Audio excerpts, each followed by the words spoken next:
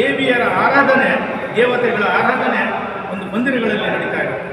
ಹಾಗೆಯೇ ನಮ್ಮ ನಾಡ ದೇವತೆ ಚಾಮುಂಡೇಶ್ವರಿ ದೇವಿಯ ಆರಾಧನೆ ಅಂತೂ ಎಲ್ಲ ಕಡೆಯೂ ಸಹ ನಡೀತಾನೆ ಇರುತ್ತೆ.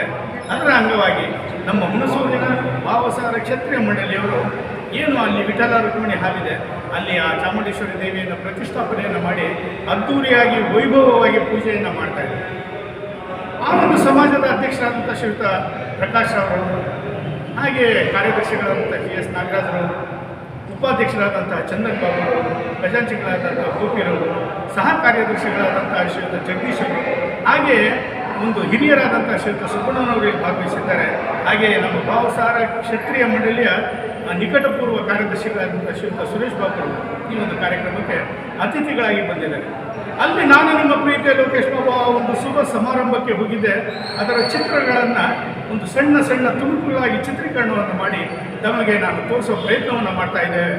ಈಗ ನಾವು ಹೋಗೋಣ ಹುಣಸೂರಿನ ವಿಠಲ ರುಕ್ಮಿಣಿ ಹಾಲಿಗೆ, ಅಲ್ಲಿ ಮಾಡುವಂಥ ಚಾಮುಂಡೇಶ್ವರಿ ತಾಯಿಯ ಆರಾಧನೆಯನ್ನು ತೋರಿಸಲಿಕ್ಕೆ.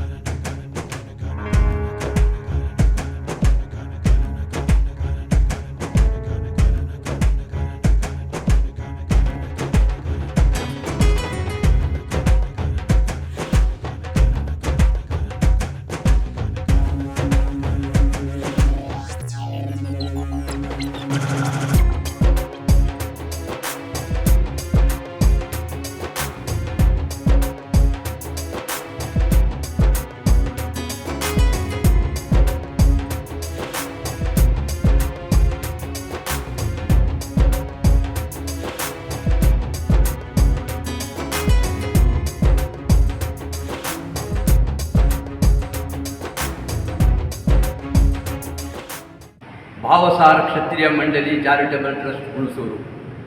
ಪ್ರತಿ ವರ್ಷದಂತೆ ಈ ವರ್ಷವೂ ಆಷಾಢ ಮಾಸದ ಶ್ರೀ ಚಾಮುಂಡೇಶ್ವರಿ ಅಮ್ಮನವರ ಹಬ್ಬವನ್ನು ಸಮಾಜದ ಬಂಧುಗಳಿಂದ ವಿಜೃಂಭಣೆಯಿಂದ ಆಚರಿಸುತ್ತಿದ್ದೇವೆ. ಇಂದು ಬೆಳಗ್ಗೆ 9:30 ವಿಠಲ ರುಕ್ಮಿಣಿ ಹಾಲ್ನಲ್ಲಿ ಪ್ರತಿಷ್ಠಾಪನೆ ಮಾಡಲಾಯಿತು.